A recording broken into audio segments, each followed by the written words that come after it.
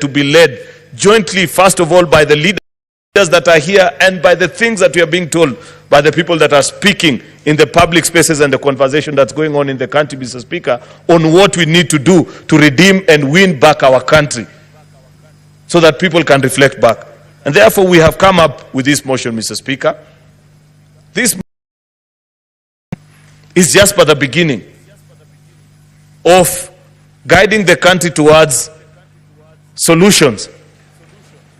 And we'd wish to make a certain number of requests to you as our leader, Mr. Speaker, together with the office of the clerk that is here, that as members will be speaking, let it be known that many of them will take time to paint the state of the nation. That's why we have titled this motion, The State of the Nation, as it is, with no filters, with no embarrassments, Mr. Speaker, pointing and saying things as they are, that this is what is wrong, this is what we hear, and spend the remainder or the latter part of their conversation, Mr. Speaker, in proposing solutions. There are those that we can do within us as the Senate. There are those that we can do as the legislature, which is us and the National Assembly. There are things and solutions that we are being asked to make a change at the level of the executive. We will make the recommendation. There are those that constitutionally mandated institutions, Mr. Speaker, have to do. And we have to interact with them and guide, Mr. Speaker, how they do it. Because like I have already pointed out, Mr. Speaker, these are not normal times. And normal solutions will not get us out of this problem at this particular time, Mr. Speaker. Therefore, the request that we make to you is that get us staffers of Parliament who will classify, as members speak, all these challenges that you are speaking to and cluster them into the various thematic areas so that we are ready and willing to work whatever time over and above the call of duty, beyond even 6:30, Mr. Speaker, if that is what it will take, because unfortunately, we don't have time. That is the other thing that the young people are telling us. That's the other thing that I hear when I listen to what the country is saying. We are willing and ready to work, Mr. Speaker, so that we classify all these challenges and the various solutions that we are prescribing. Some of them have been suggested by other people outside the precincts of this House. Many others will be shared by these members because there are senior people here, there are people who are experienced, they know what the challenges are, and they know what the contribution can be. Therefore, Mr. Speaker, I want to appreciate the meeting that happened yesterday in the afternoon, where we agreed that not even apportioning blame at this particular time will rescue anybody. When the protesters showed up, Mr. Speaker, in Parliament last week, none of us was spared. And I'd like to say, rightly so. Because much as we may have wished that, deal with the National Assembly, they're the ones who are handling the finance bill, they don't care. They just know that you're leaders. And you're the ones who, by whatever means that is possible, have done this or the other. And therefore we say that as a Senate, as we begin our reflection in the next few days, as we propose solutions, far-reaching implications, answers to questions that we are being asked as a people, in both our private and public spaces, Mr. Speaker. Because this conversation has not spared anybody. And it hasn't taken the traditional definitions or characterizations that we know about issues in this country. Nothing to do with religion, nothing to do with the tribe, nothing to do with class, Mr. Speaker. These are unique challenges that have caught over all of us. Mr. Speaker, therefore, we request that when we get our staffers to classify the challenges as they will be enlisted by the various members, say, for example, on the issue of corruption, and this is the proposals that are being made, if our staffers can serve as the rapporteurs, Mr. Speaker, so that later on when we sit to reflect and make our decisions, once we've classified all the issues into the various thematic areas, Mr. Speaker, we will retreat and reconvene as a House, Mr. Speaker, to make the various far-reaching recommendations. Whatever it is that as Parliament we need to do, if it is a change of law, we are willing to do it in record time, Mr. Speaker, and I know we have your cooperation, Mr. Speaker, and you will help us make that. If it is a resolution of the House specific to the various constitutional commissions and independent office holders, Mr. Speaker, we will make a resolution. Because there are two ways in which Parliament makes decisions, Mr. Speaker. We either vote on a bill or we resolve on a matter and give it as a resolution of the House. we intend to pursue whatever means it will take, Mr. Speaker, to heal the country and make us better as we are being challenged in the last few days, Mr. Speaker. The country is complaining of a broken system, Mr. Speaker, that nothing works. Absolutely nothing. That this is a rigged economy where only those with proximity to power and the advantage unduly given to them by the spaces they occupy, either in public or private institutions, Mr. Speaker, are able to enjoy living in the country. And we are being asked to repair and fix it. Where this thing has reached, Mr. Speaker, it needs an overhaul. I am afraid that not the usual glue and gum that we put into areas that are leaking will solve this time. It's completely broken. If it's a pipeline, Mr. Speaker, it is time to decommission and set up a new pipeline. That's what I hear as being challenged. We are being told that everybody wants a fair shot at life, and not our children to get better chances at education. Better chances, Mr. Speaker. I grew through our public education systems, from primary to secondary to university, Mr. Speaker. And it was the best at that particular time. People are complaining, Mr. Speaker, that unfortunately, as it is today, nobody with a pen in this country take their children either to public, primary, secondary, or even university, because it's completely finished, Mr. Speaker.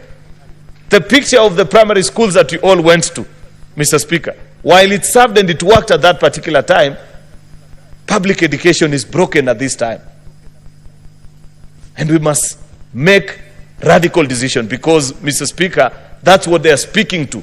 And they are saying, while you guys are okay, what about the kid of the ordinary person? You know, Mr. Speaker, when every time I lost sleep, as I thought through about the issues that we've been through as a country, Mr. Speaker, I asked myself, where is it that we as leaders have lost touch with reality? I didn't grow up as a child of privilege, Mr. Speaker, for your information. I am 38 years old. I came to this parliament at the age of 29. The first 29 years of my life, I spent them in Eastlands, deep in the slums. I have sold sim, like these kids you see on our streets in Ngong Road as you drive, Mr. Speaker. And many times when I see them, I reflect back and I roll down my windows and I share with them, because I know that they are complementing what their parents are doing. That's what sends these kids out to the streets. I know what it feels, Mr. Speaker. But why is it that when granted such an opportunity, we are not able to make it better? I believe that an opportunity to serve, Mr. Speaker, and this is what I hear us being told as the leaders, an opportunity to serve is to be reminded that we have issues, but we have looked at you and we think you have the wisdom and the ability to make it work for all of us. Can you go and serve? Go and make it possible for the rest of us to enjoy. But unfortunately, either by design or because that is what the country is accustomed to, Mr. Speaker, when you get the first line at the queue, we don't think about the second and the third onwards, Mr. Speaker. We are satisfied that so long as I've had my serving at the table, that will be enough. That's what people are complaining about, Mr. Speaker. And we are here to plead this morning that grant us the opportunity to lead the country as the Senate of Kenya in making the right and the correct decision, so that we don't lose our country. I say this at this particular time, Mr. Speaker, so that people may know that in whatever we say, in whatever we do, anarchy is not an option. I'd wish to plead even to those that are leading these protests and demonstrations, that if Kenya was to sink, unfortunately, not even them will be spared, Mr. Speaker. And I like the fact that many of the people have begun speaking out and saying that there are certain conditions that you must meet even as a person in some of the solutions that you are prescribing. Because you listen to what is being said in the online spaces, Mr. Speaker, some of the solutions that you can clearly see this will get us into more problems than already we are being unfortunately prescribed on us by people who are not within the borders of Kenya. And that's unfortunate, Mr. Speaker. But like I have said, it's not time to apportion blame and point fingers. It is time to lead the country and point them to the right direction. Because what our young people have done is that they have spectacularly, perhaps painted better than Galileo, could ever paint, Mr. Speaker, a picture perfect of the reality of what it means to live in the Republic of Kenya today. Nobody could have done it any better, Mr. Speaker. And therefore, it's our duty. We are duty-bound as an institution to lead. Mr. Speaker, corruption has featured prominently in this conversation. In fact, at the heart of it, perhaps finance bill was just but a trigger. But the bigger conversation that the country is having is on the issue of corruption. And what is it that we need to do? We passed a new constitution in 2010, Mr. Speaker, and we thought at that particular time that we had finally succeeded to slay the dragon of corruption, because this is a challenge that as a country we've dealt with the last 60 years or 50, Mr. Speaker. But the question that people are saying is that instead of actually getting better, despite the fact that we have created independent offices, Mr. Speaker, it has become worse. EACC has crafted, and that's a conversation that we will need to have as a House. And eventually, Mr. Speaker, something that we haven't resolved at this point is when we have the thematic areas, shall we resolve them as a committee of the whole? There's a big thinking that says, given the national importance of this conversation, we cannot even relegate it to the committees. There are those that hold a slightly different view, and we will take time to reflect, and I am willing to be persuaded as I listen to my colleagues when they'll be speaking on this issue, Mr. Speaker, whether we deal with it as a committee of the whole. Because we must invite EACC here, Mr. Speaker. And they must tell us, Mr. Speaker, why is it that we are not succeeding? Is it the law? What is it, Mr. Speaker? What do we need to do as a country? Because what we know for sure is that the system has set up, even this design in our counties, Mr. Speaker, of saying you have an ethics and anti-corruption officer at every county, Mr. Speaker. Basically what it takes is that they are quickly captured, Mr. Speaker, and they become appendages of the corrupt system in our various counties, Mr. Speaker. The same can be said nationally. And this issue, Mr. Speaker, if we were to be honest, and I wish that the country also indulges us, is that corruption is not only a problem of leaders. It's a national problem. It's a values problem that we have as a people.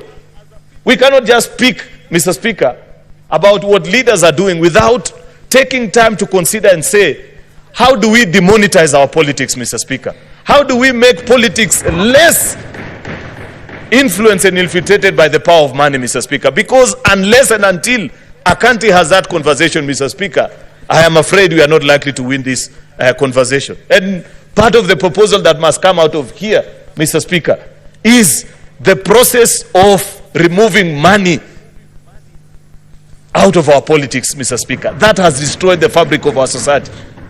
And I like the fact that listening to the president the other day, he said, and this is something that, a conversation that many of us have had many times, that even this issue of Harambee is the way it's being done, Mr. Speaker. This presentation of resources, Mr. Speaker, that perhaps it's time to ban it from us as public officials, so that when I go before people, I tell them about policies that I have made to make their life better, not the 2 million shillings that I'm carrying in my car to give them to build a classroom for them, Mr. Speaker. That's a challenge that we must be willing to accept. Because, Mr. Speaker, until, and I must repeat, until we demonetize our politics, Mr. Speaker, and the space of influence, it will continue to be a gold rush and the desire, Mr. Speaker, on every member. You know, people don't know that the cycle of and the life of a politician in this country, it involves running Monday to Thursday, collecting as much as you can, only to go and spend it on Friday to Sunday. And in fact, most of that money, Mr. Speaker, it doesn't even get to the houses of these members. People don't know. If a member makes perhaps $1 million within a week, they'll be very lucky if 100,000 makes it to do anything in their house. 900 of that money goes back to the constituency. Therefore, we must remove that demand and this desire to see members of parliament and politicians and people who are in public offices, Mr. Speaker, as if they are tools for pushing resources and money. Until we do that, but that's just the effects. What we need to address here today is a structural fight, and those that are in the justice and Mr. Speaker, law and order society, that they must come here and we must reveal to each other and tell each other, why is it difficult? EACC must appear before us, Mr. Speaker, and they must tell us this is what we need to do, so that we know, Mr. Speaker, why is it we are now in the third cycle of county governments, Mr. Speaker. Everybody knows why people can almost kill each other to be county governors, Mr. Speaker. But we don't have a solid case, not one, before any courts of law that can point out and say, this is what we have done as an institution, so that people know this is what we are doing. We will be willing, Mr. Speaker, because this has featured prominent. We are being even challenged, Mr. Speaker, as an institution on the things that we have done and said and the laws that we have passed. We must make it difficult. It must pain people, Mr. Speaker, to break the system after we repair it. It must, the punishment must be punitive, Mr. Speaker, so that it gets to a point where people fear. You know, people don't fear to be corrupt in this country because they know what is the worst that will happen. I will be taken to court, I will pay a bail, and I will walk scot-free. Chances are I'll enjoy that money until I die. EACC must come to us, Mr. Speaker, and tell us even this new jurisprudence that they are trying to establish, where somebody steals $1 billion, then says, I am willing to part with 300 million, and we remove the case. Unless we didn't read properly. But good leaders have said, this is not the time to apportion blame. If there are things that they want us to change, is it their budget? Is it the law as we defined it, Mr. Speaker? Let us listen with an open mind and say, tell us what it is that will respond to this particular issue. Mr. Speaker, the judiciary also has been very silent while all this has been going. In fact, the only thing I've seen the Chief Justice speak about was on the issue of abductions, and I think later on when her chambers were raided, she issued a statement or something to that